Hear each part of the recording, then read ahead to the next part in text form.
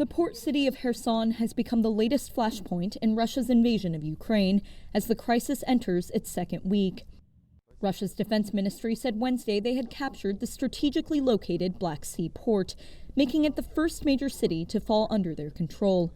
But just hours later, an advisor to Ukrainian President Volodymyr Zelensky said their troops were continuing to defend the city. Kherson's mayor said late Wednesday Russian troops were patrolling the streets and forced their way into the city council building.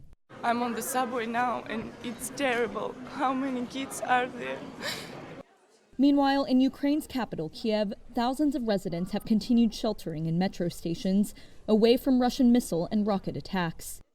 Russia has so far failed to overthrow the Ukrainian government in Kyiv, and Western governments say a miles-long armored Russian convoy en route to the capital has stalled for days. But thousands have been reported injured or dead, and nearly 1 million people have fled the country.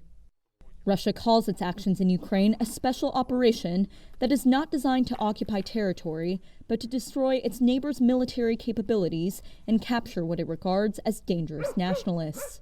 As international sanctions on Russia continue to build and companies from Apple to Boeing pull out of the country, Western powers fear Moscow may resort to far more violent tactics out of frustration with the stalled invasion. Pentagon spokesman John Kirby said Wednesday it would postpone a scheduled intercontinental ballistic missile test to de-escalate tensions after Russian leader Vladimir Putin announced it was putting its nuclear forces on high alert.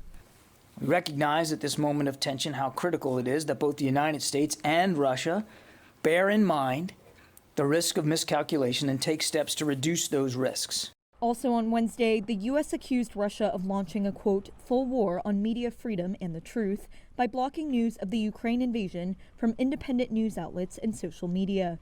Diplomatic attempts at resolving the crisis have failed so far.